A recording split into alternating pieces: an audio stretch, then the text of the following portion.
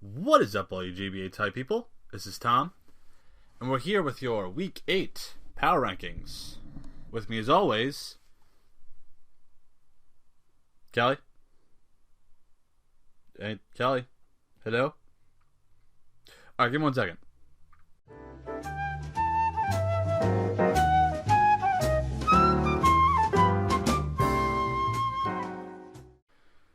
Well, shit. It looks as though Kelly won't be joining us anymore in the Power Rankings. He is a slave to his job. I believe he works construction. Don't quote me on that one. But essentially his hours have changed, so he will no longer be joining us for the Power Rankings. That does not mean that we won't be doing the Power Rankings. It's just for this week, maybe next week. We're working on it. Just, you're going to be hearing my voice, so if you don't like me, then thanks for watching. See you next week, maybe. But for now, I'm going to try and change it up. Kind of adjust. See how I can kind of include you guys a little more. And this is my first attempt to do so. Alright, so if you listen to me this far, I want to test your guys' GBA knowledge. And I say that because I'm going to ask you 4 questions. I want you to leave these in the comment section down below. Now, these 4 questions have to do with overall GBA history. Now, the winner, whoever gets these 4 questions correct, yeah, I'll talk to you. I want to see who knows their stuff about the GBA history. First off, and this one's an easy one. Can someone name all 3 GBA Champions? Second question, what was the first Pokemon ever drafted in the GBA? Third question, and this is something that I'm very curious to see if you guys can pinpoint. What are the 3 teams that have beaten Dan in the GBA? Now, he's 28-4 if I recall, but there are 3 teams specifically in the GBA that have beaten him. I want to see if you guys know who. And lastly, who got the first ever 6-0 in the GBA? Now, this one's a little hard because you got to know your stuff if you really know this one. Leave those in the comment section down below, and I'm very curious to see what you guys come up with and see if you're right. I'll let you know if you're right or wrong, but it's interesting. So like I said, we'll be doing this, well, I'll be doing this solo. Not sure how much it's going to affect the pace or, the discussion, but we'll roll with it. It's not my first rodeo. Oh, also, I got a new microphone. I got a Snowball, and I got a pop filter, so if the microphone quality sounds much better, woo! Hope you guys enjoy. Starting off at number 16, we have the Sacramento Sea Kings. Now, I have Hayden so low, and you'll see Gubbs right above him. I have Hayden so low solely because of the fact that he said in his commentaries by now, yeah, he's done. Like, he's just going to try and finish out the season, close it out with him enjoying himself, just playing out the matches, just to have battles and have fun. Nothing wrong with that at all.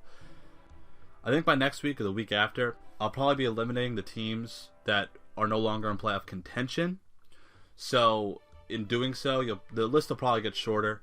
There's no reason to really rank teams that are no longer in playoff contention. Or if you guys think we should continue to rank the non-playoff teams, we'll do so. But, it's just the effort levels are kind of dropping off, so let me know what you think.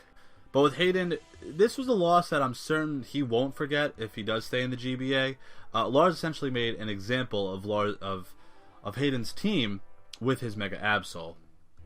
Now, the sub Slowbro is very interesting. It certainly gave Lars a little bit more trouble, and nothing really wanted to take a Scald, so Lars was forced to play a little bit differently around a Slowbro as compared to what he might expect from previous weeks, where Slowbro's been very standard, so to say. Why would he try and Will-O-Wisp the Mega Absol? See, I asked that because Azumarill for Lars needed to stay healthy in order for Lars to have a backup plan overall, just for brute strength and offensive momentum.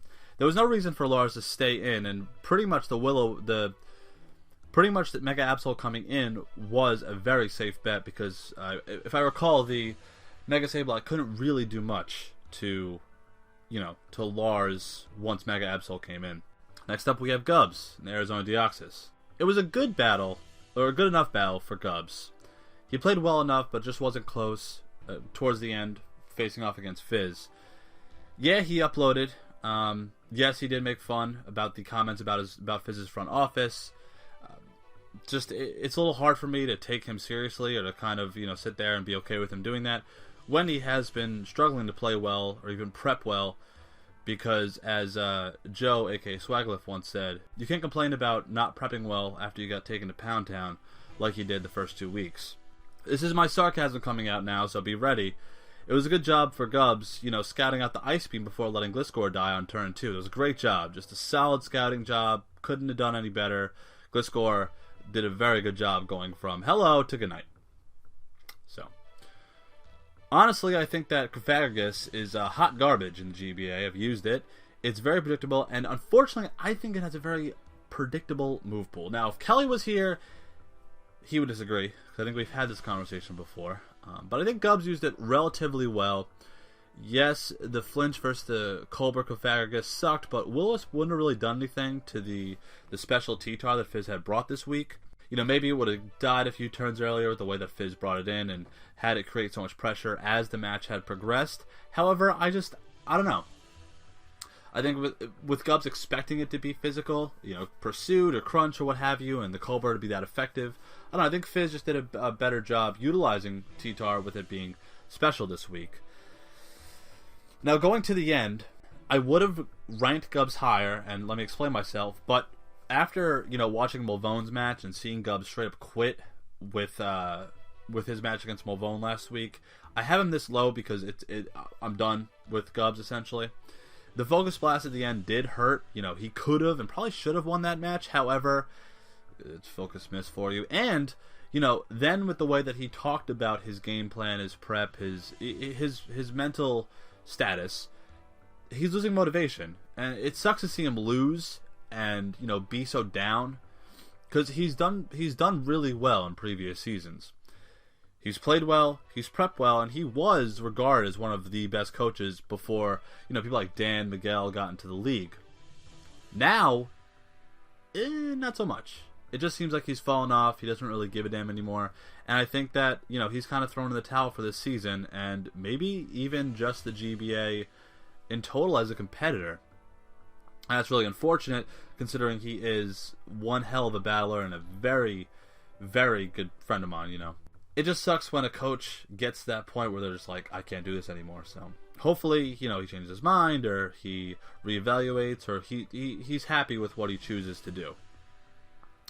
Next up, we have the Long Island Red Rockies. Now, before I talk about Nips, the comments that I've been getting in regards to Nips' placement, playoff contention means fucking nothing in these rankings. You could be 2-7 and you could be number 10. You could be, you could be 4-4 and be at number 14.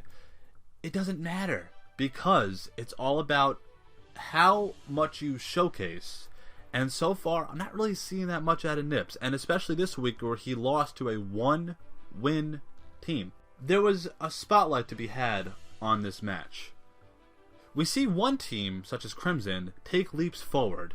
He went from taking one step forward and 2 steps back to being like 4 steps forward and maybe a half step back, whereas Nips is just either standing still or forgetting that this is a competition. Like, try a little more, I should say. Not saying he isn't trying at all, I'm just saying he's not trying enough. Now, okay, back to the commenter thing. This battle it's pretty much why I don't think, and playoffs contention should never mean anything in terms of rankings. We had a team that was almost 400 who plays on a turn-by-turn mindset, who plays by the seam of his pants, who plays so singularly in his mindset that he doesn't have a plan. There's no end game. The only end game I've ever seen out of Nips is pretty much his match against Gubbs, where he in fact took him to Pound Town. Outside of that, we see Crimson starting to play with a plan.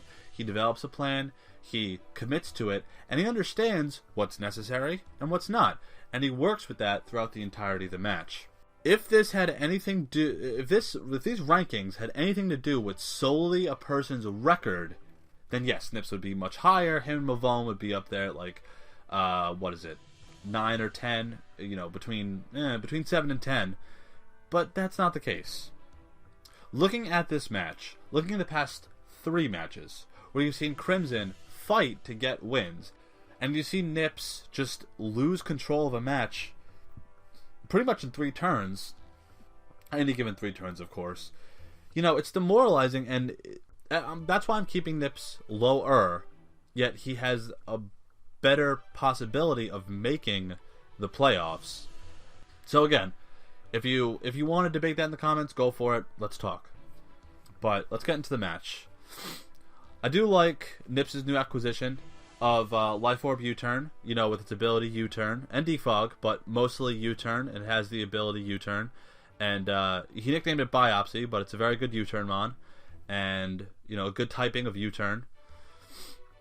U-Turn.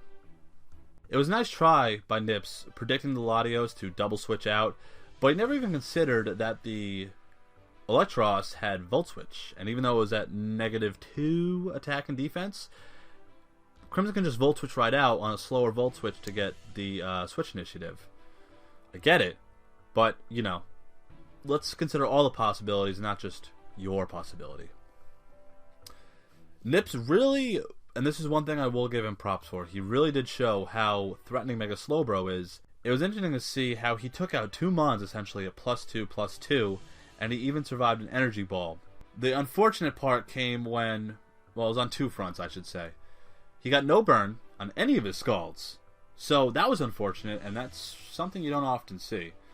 And then not only that, he never recognized that he could have gotten a +6. The whole exchange where he was going for slack off, when he got above 50% and took a hit above 50%, I think he could have went for slack off, calm mind. Slack off, calm mind, and once it got up to like +4 or so, then it could have been slack off, move, calm mind, slack off, move, calm mind, or move, slack off, you know what I'm saying. And he could have essentially swept the rest of Crimson's team, because the only way Crimson was allowed to win, I'll explain this when we move up, was the way that he did it with the Leech Seed, with the Roserade. But, you know, that kind of brings back to my point when we first started this part. He never recognized an end game plan. He just committed a turn-by-turn basis and a turn-by-turn focus, never looking at the bigger picture that was, for lack of better words, right in front of him. So that's why I'm keeping him so low. Next up, we have Cincinnati Loud Reds. Didn't see this match. We're leaving that one. Saw his match. Thankfully, I saw his match against Gubs last week. That was certainly something I enjoyed, to see the difference. You know, to see him actually try and win a match and, you know, come back from a poor-ish play. But besides that, didn't see his match this week. I haven't seen Gio's match this week, so we'll be moving over those two rather swiftly. Next up, we have the Milwaukee Sawsbucks, and he played against Dan. Steve dropped a very bizarre match. It wasn't a bad match by Steve, it was just bizarre. He had a very solid team against Dan. I just think that Dan was a little bit better, which is pretty much the common case for Dan. The Mirror Code KO with Alamola was very nice. It certainly knocked out one of the bigger bruisers on Dan's team in Heracross. I appreciate that, because it seems as though if a team can latch on and, you know, throw Dan off or put Dan on his heels early and then, you know, make another play or 2 more plays after that, I think that's how you beat him. Once you let Dan recover from that aggressive play, that shocking play, essentially that's when you allow him to win, because once he gains control, I think it's over. But again, that's just me. That's how I'm seeing his matches, obviously. So, with me saying that, this is when I lead into my point about Steve. If Steve wasn't Scarfed Heatran, why go into it, take the T-Bolt, and then not scout for the HP ground? Because the only reason he should have brought in Heatran against a Jolteon was if he was in fact Scarfed, because Dan is too smart to run HP Ice or HP Grass or whatever against Steve, who, you know, a primary switch into a Jolteon would be a Heatran. Well, not primary, but it would be a very good switch in, because of the fact that there's only, I mean, it could take minimal-ish damage from a T-Bolt. Wasn't the case, obviously. T-Bolt to HP ground, have a good night, Heatran. He should have scouted for the HP ground somehow, instead of just leaving it in to die. Like, maybe go into the Shaman, you know? Just test the waters a little bit. Not go right into the Heatran and let it die. I think he also could have switched out Heatran when it wasn't minimal HP because rocks weren't up, and if maybe he could have gotten damage up on something later on, because if I recall, he was either timid or modest. From there, I could see, like I said, he lost momentum within 3 turns. This is where I'll go into a part that I know that I don't want to get ripped apart by anyone, because Steve did go very deeply into this part. Yes, EQ buff with his Haxorus was his best move. There was no reason Dan should have went to Mence. There's no reason that play should have been made. Good on him for doing it, but wow, that was reckless. Even if Dan did go into Salamence, what was the worst case scenario for Steve to go for Declaw? Okay, Aggron would have taken like 10%. Sylveon would have been ineffective, but, and this is the only really critique that's coming from a viewer perspective, Mega Aggron or Sylveon coming in is not as threatening as, like I say, a D-Dance Mence or a Scarf Mence coming in. So I get Steve's frustration, I really do. You know, he asked in his video, why did Dan even consider going into Salamence against the Haxorus? Because it's Dan, why not? You know, it's how he plays, like it's, you know, guys like Miguel, Lars, Joey, whomever, have a very hard time predicting around Dan because he doesn't play in the very standardized straight line of a predictive scheme. You have to play, he plays erratically in a good way. He plays in a way that's unpredictable in a very constructive way. It's almost impressive how he's able to get away with things that would make any other player that plays standard Smogon rules would go, what the fuck, man, you know? So good on him, and I appreciate that he was able to pull that off, but we'll get more into that a little bit later. At the end, yeah, blah, Poison Jab against the Mega Aggron. Dan really had no reason to switch. Mega Aggron could have taken on Conk all day, and at that point, he pretty much had the match locked up. So, about Steve, yes, he had the best intentions. Did that match go his way? Fuck no. He got crushed. And, you know, in doing so, it's just, that's a loss that I think anyone would be, with those set plays and with the way that Steve attempted to play the Haxorus against the Salamence, yeah, I probably would have been pissed too, because that was a little bit crazy with how Steve attempted to be the better player, but it just didn't pan out because anyone would never expect that type of play coming from, you know, any other competitor here in the GBA. Next up, we have the Detroit Steel Wings. Yes, I have him above Nips because of the fact that he did have a decent win. And I say decent because there were times where Nips could have taken over the match if he had, you know, played Mega Slowbro a little bit better, or if Crimson didn't effectively play around the Mega Slowbro to at least put himself back into a chance where he could win. So I said it already, had a very good plan, and he executed it very well, which then allowed him to win. It was a solid call, going for the safe knockoff, ensuring he knocked off any item against Nips' lead, but he got very lucky, and he was able to knock off the Eviolite on Chansey coming in against the Electros. Now, no, the superpower didn't knock out Chansey, because Chansey's fat as shit, but it was a good play by him, because there's really no downside to go for knockoff most of the time, assuming your opponent doesn't have a justified user, but in saying that, it was a good play by him, and I appreciate that. No, he didn't speed creep the Chansey. I don't see why he didn't. It was a small oversight with his Electros, but, you know, if a mon is slow and, like, you have the speed tiers, because I know all the coaches have access to a doc that has, I believe, all of the speed tiers and all of the numbers, the stats for all their opponents' mons. If he had that to his access, why not use it, you know? We're not that late in the season where you can, like, stop caring. Crimson does very much so want to win, and that should be up there on your priority list.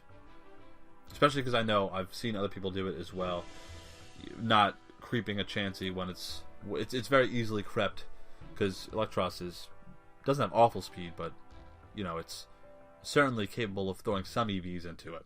I like the GBA Berry Latios. It was able to take on the Gengar 1v1, and certainly the idea was there. So I think he kind of took a page from Nips' book, where Nips has been trying, you know, Choppleberry Scrafty last week, the UCL where he had the, Babiri Berry Mamoswine. You know, the attempt was there, and I appreciate it. Obviously, it didn't really pan out, but Latios was effective nonetheless. I also liked his plan, like I said, to go for lead sheet against the Mega Slowbro and allow Latios to take out the Mega Slowbro after a little more residual damage with the burn and the lead sheet, and just it essentially allowed him to get back into contention with the tandem Latios and Infernape mix, because Infernape went on his own little mini tear with close combat after this Mega Slowbro had in fact went down. So it was a good match for Crimson, and I'm interested to see how he takes on Geo this upcoming week, because he's on a mini tear. So does he take that momentum forward and continue to allow him to get these solid wins, or does it end here? Was it just an example of him taking on teams that he was capable of beating, or is he really getting hot at the right time? Can he upset some other coaches, or can he potentially make a run for the playoffs? Because I'm pretty sure he needs to win out in order to be in the conversation of the playoffs. Next up, we have Shady Penguin, New York Yankees. Shady won via the damage he got in the first 2 turns. It's not insulting, that's the truth. This game was much, much different without those freezes. Now, I know that Shady's finally coming around to understanding that, okay, Jirachi is Serene Grace and having, Body Slam and Iron Head and Fire Punch, Ice Punch, Thunder Punch, whatever. It's annoying. And it's effectively annoying. Serene Grace is the fucking worst. At least I think so. Because, I've been paraflinched by a Togekiss before, and I hated it. So, it was effective enough. Was it annoying? Yeah, and Miguel certainly felt the wrath of that, because once he was able to recover from those 2 freezes, it was too late. But the thing with Shady was the fact that he didn't double check his mons from the first turn. No item on Rotom H. Come on, just double check your mons. I don't think that analysts or anyone should have to be saying this now, because what's so hard about checking your happiness in Lava Ridge Town? Seeing if your mon is at max happiness after your trade, or what's wrong with going checking your hidden power value in Fortree City, or what's wrong with before you discuss, hey, I'm sending you the battle request now. What's so hard about going through your mons, double checking the movesets, that there's proper EVs on it, and that there's an item? I'm just saying. OCD nature over here. Maybe it's just me, maybe it's just a few people, but it's something to look at if you're a coach in any league for that matter, because you don't want to be that guy that loses because, oh, I forgot to put leftovers, or oh, I didn't get max speed in my mon this week, or oh, my return did nothing because I didn't check my happiness. It's just, don't get that loss on something that is completely preventable. So the 20% freeze versus Zapdos, and then the freeze against the Ferrothorn, that sucked for Miguel, but very fortunate for Shady. He pretty much was able to put enough damage on Miguel's team where he was able to win.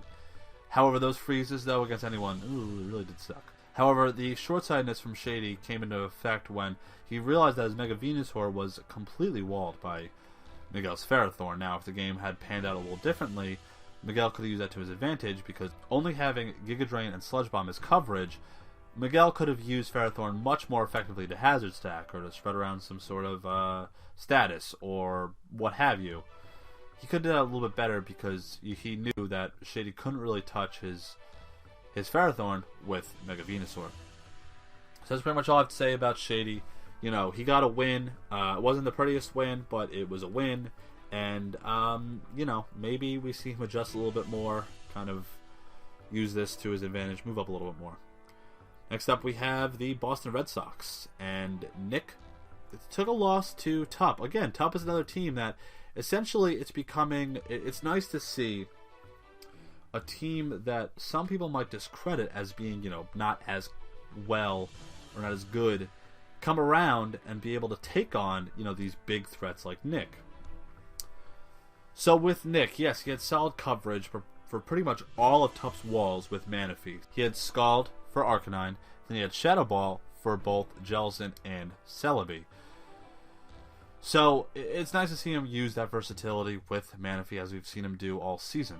Next up, Thundurus did create a lot of pressure on Nick's team, And this is something that pointed out more on Nick's end rather than Tup's end. It forced Nick to sack Mega Audino as nothing could switch into the Thunderous. Now, in doing so, it essentially allowed Tup to then roll over the rest of Nick's team, because once Mega Audino went down, there was pretty much a very common weakness across all of Nick's team. And then finally, the Assault in the Wound was the burn on Mienshao with the Fire Blast. That pretty much put Nick in the grave at that point, because once his only capability of winning with the Scarf from Mienshao got burned, it was pretty much crippled. That's when Nick pretty much had to throw in the towel and go, alright, you win. So it wasn't the best match for Nick, but it was a decent enough win for Tup, which we'll talk about in about 30 seconds. Next up, we have the San Francisco Giants, whose match we didn't see this week. I believe it's up now when I'm recording this, or it will be up in a little while, but can't watch it, and we're already doing this, so fuck it. So, number 7, Pittsburgh Piratas, Nick's opponent. Tup had a very good plan this week. He had a good usage, and I like seeing this usage of Will-O-Wisp and Hex on Jellison. You know, it did good damage to everything except Mega Audino, obviously, because of it being a normal type. It was a good play by Tup going for Wild Charge, tricking Nick to think that he outsped with Manaphy and going for a substitute. Arcanine is slower than Manaphy, so unless Nick had max investment or near max to outpace a max speed Arcanine, you know, he would reasonably expect Manaphy to outspeed, go for substitute, no big deal. But Tup almost expecting that, even if he was slower, going for a sub, breaking the sub with Wild Charge, but instead he realized that he could be faster, get off big damage, and prevent Nick from getting off a substitute. So that was cool for Tup. You know, that was a good play. That certainly put him ahead, because Nick was then forced to play Manaphy a lot differently, because behind a sub, obviously Manaphy is a fucking terror, but at lower health, yeah, it's a little bit more manageable, and not behind a sub, obviously. But Scarf Arcanine was very interesting, so obviously that's how it outpaced the Manaphy. However, just seeing that offensive risk, I should say, because you don't often see a Scarfed Arcanine, that was very cool by Tup. Not only that, but he had very nice usage of Jellicent this week, because it put a lot of pressure on Nick's team, just like Thundurus, just like Arcanine. Overall, Tup played a very good match, and even outside the hacks, it was just a good match overall. Next up, we have the Borussia Donphan at number 6. So with Lars this week, he pretty much had a very easy going, as we kind of predicted from last week, where he promised and wanted to get that big win against someone like Hayden. His Mega Absol set was very cool, having the Iron Tail, the Sucker Punch, the Knockoff. It's good coverage, and it was effective enough to tear right through Hayden's team like a hot knife through butter, hence the 5-0 kill death ratio for Mega Absol this week. Not only that, but it certainly looks like every time Lars loses, he crushes his opponent the next week. It's funny, because with Lars, you know, getting a big win after a loss, it almost reminds me of, well, me, because, you know, I think in Season 3 and a bit of Season 2, I would win one, lose one, win one, lose one. So, having Lars pretty much do the same and getting a good win, a good, very invigorating win, is important at this part of the season, because you are trying to make that playoff push, and the way that he needs it is he's competing with Dan and Tup and Geo for a playoff spot in that specific division, because that division is probably the most cramped in terms of the playoff contention amongst every competitor. So it's good for Lars to get a win such of this caliber, because at least it shows that, you know, he can at least buffer his differential so that he is better able to, you know, give himself a good enough seed or just get him in the playoffs altogether. And number 5, the New Orleans Pelipers, who unfortunately had to play George this week. It was a great match on both ends. I can't really penalize John for losing, as it was a fantastic match. I'm only going to move him with Dan going up 1 because of the fact that John now is, I think he's a game or 2 behind Dan this week. However, that doesn't mean that John is worse than Dan. It's just, you know, I saw a good match out of Dan. He played well, and John just unfortunately lost. So the first turn prediction, going for Focus Blast on our predicted Chronon coming in against his Reuniclus, that was awesome. because essentially it put George on his heels very, very early. It allowed John to, at least, it was the equivalent of like throwing a bomb, a 50-yard bomb on the first play of a drive, first play of the game, showing that, hey, we'll do this. We're not afraid of opening you up early on. It was a good play by John, and I applaud him for that. It's just I kind of wish he held on to that play as the game progressed. It was also a nice attempt for him going for the KO, or trying to KO the Rotom or the Crawdon as George passed the Wish from Umbreon. It was good foresight and a very good attempt, because at least it allowed him to, pick off what George was trying to do, because he could smell out that George was trying to pass off the Wish in order to bring his Rotom back up very healthy, or get his Crawdon back up to full health after it had been knocked down to its sash. However, John cannot trick the guy who came up with the trick to take out an Umbreon. I liked his effort of going for the Draco with the Hydreigon, and then going to the Superpower for the Umbreon, but like I said, George is the one that came up with that trick. From the days of the D-League, he knows what to do with that trick, and you can't trick the guy who made it up. It doesn't work like that. John said it perfectly. Whoever won the 1v1 Scissor versus Mega Scissor matchup won the game. George came out victorious with a very, very cool set. So essentially, John kind of hit it on the head. It was a great match. Pretty much the Pelipers and the Rampardos are, head to head, or head to wing, as I might say. So with doing that, these two teams I think are going to be. So if these two teams play in the playoffs, I think it's going to be one hell of a match, because even the first time these two teams played, it was a hell of a match. So I look forward to both of these competitors playing and closing out the rest of the season, and hopefully being in the playoffs. Next up, we have Dan, St. Louis Rampardos. Like I said, very solid week in planning. Every week is a very solid week of planning for Dan. The special defensive Victini again. The way he's using Victini and his diversity of its movesets is very, very impressive. We saw double status special defensive Victini last week. We saw single status U-turn with V-Create this week. It's nice to see a player essentially not lock an offensive mon like Victini into a box. Instead of throwing a Scarf, throwing a Band, or Life Orb on it every week, he's allowing himself to use it as another aspect to his planning, rather than this is only offense, this is only a Scarfer, this is only Bandit. By utilizing its entire move pool, he's able to get more out of it, as we've seen the past 2 weeks. His risky plays paid off with that Salamence against Haxorus. However, I can't see that play working again. If any of the better coaches, such as George, Miguel, if any of the other coaches watched Dan's match and saw that, I think they can kind of throw that play in the back of their minds and go, okay, Dan's capable of this, but he's also capable of lesser. So if he chooses to make that risky play again, I don't see it being as effective. Now, of course, I can't be wrong.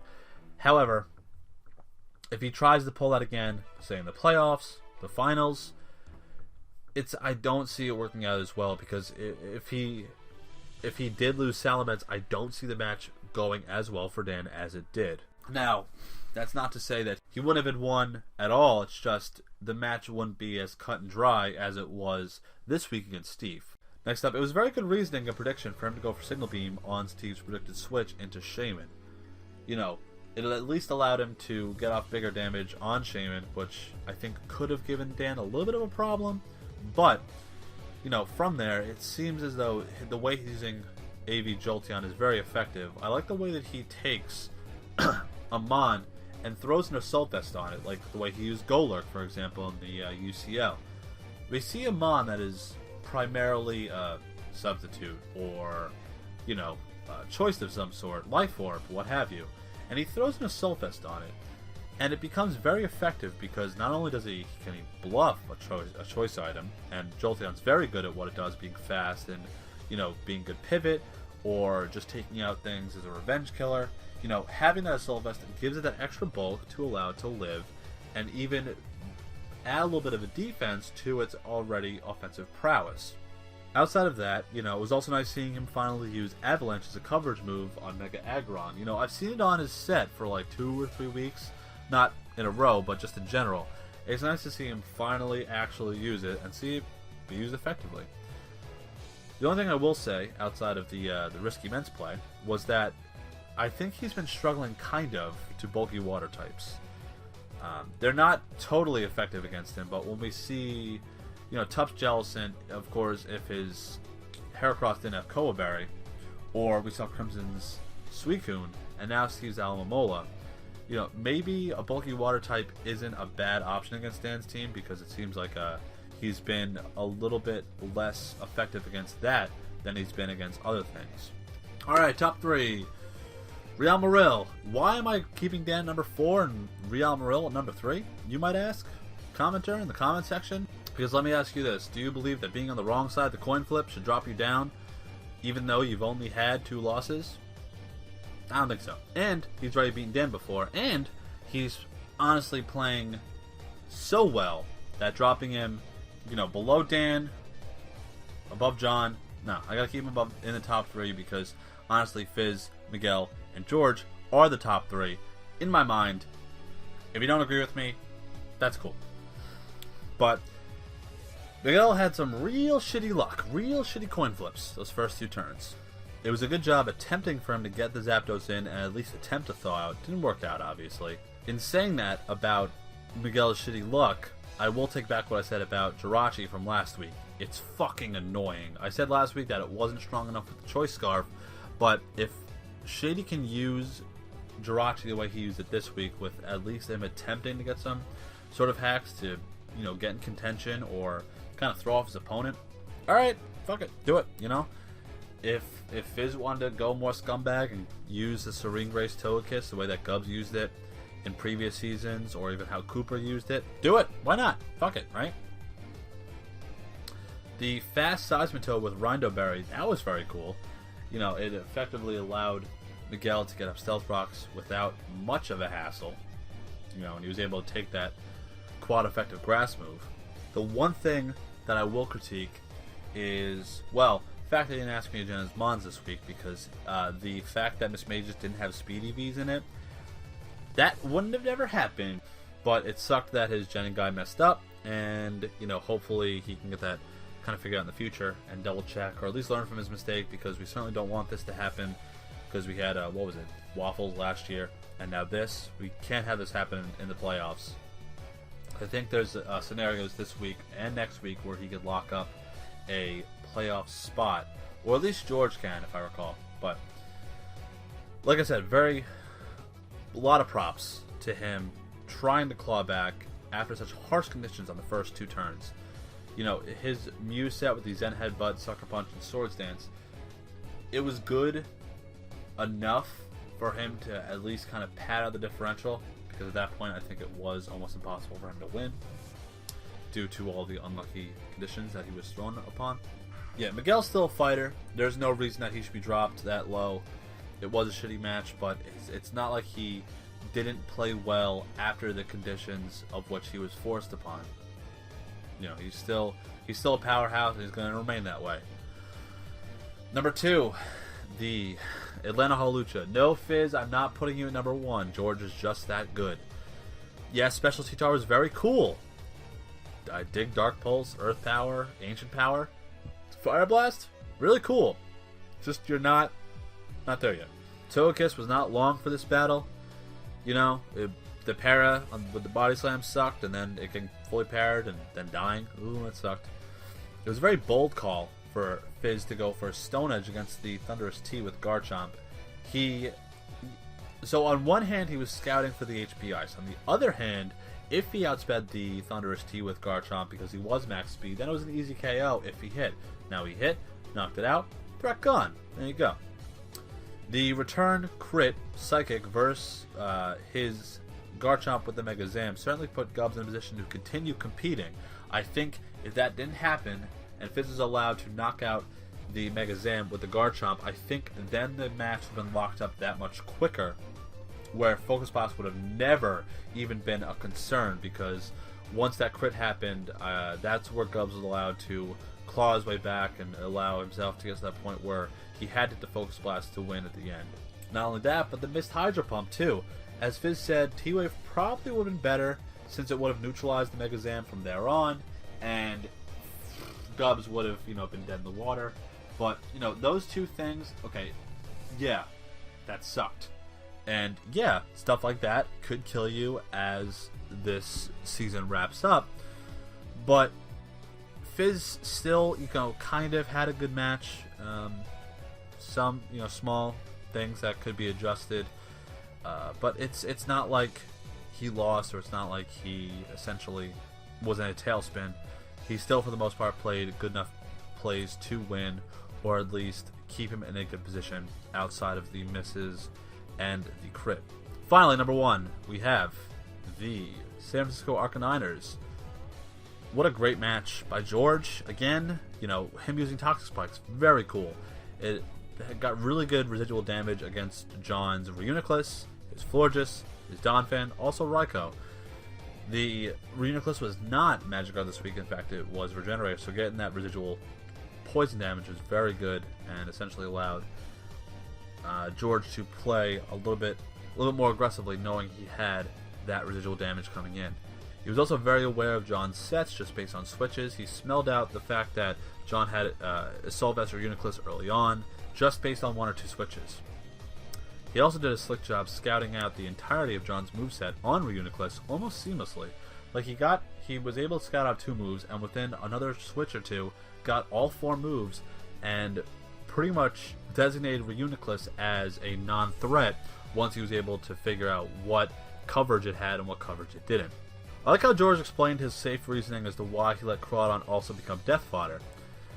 He said that he didn't really have the most reliable switches for Hydreigon, so allowing Crawdon to go down and allow him to have this free switch into whatever he wanted to take on that Hydreigon was very good. And then also from there, I liked his sneaky Choice Scarf Nidoqueen set. It's the way he's just using Choice Scarf in a very effective manner. It's impressive and innovative. And from there, probably the Creme de la Resistance, the Natural Gift Scissor, to take on John's Mega Scissor. George is playing very, very confidently. He's bringing Mons in to take hits when they need to, like Rotom, Nidoqueen, and Umbreon.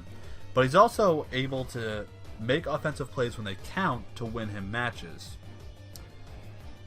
Going for Pain Split on John's predicted switch into Raikou with the Rotom essentially allowed Rotom to live more than what it already had with the knockoff of the Shadow Ball.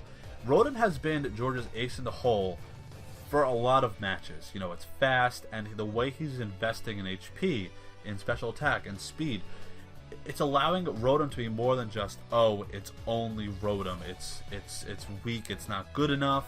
That's not the case. The way that George is using Rotom is essentially putting in an argument that's saying that it's just as good as the other Rotom forms. Rotom Wash is not the only Rotom form that is the best. So, it's really nice to see him using it so well. George, you just need to ensure that you have max happiness. That's all. Only critique I have. I've been talking for way too long. I'm sure some of you have already, knocked out on this one, but hope you all enjoyed. 55 minutes of my fucking mouth. How can I even stand it? I can't even stand myself half the time. But hopefully you all enjoyed. Hopefully you leave your answers down in the comments. Again, go over the questions one more time. Who are the 3 GBA champions? What was the first Mon ever drafted in the GBA format? What 3 teams has Dan lost to? And which team had the first 6-0 in GBA history? Let me know. If you guys know any of them, all of them, I'd love to hear your answers down in the comments. Leave your rankings. Leave your thoughts. Let's talk. I've talked. Now it's your turn. Let me know what you think in the comments. And I'll see you next week. Hopefully with somebody. But but maybe not. So with that being said, enjoy the matches on Sunday. And I'll talk to you then. Later days, guys.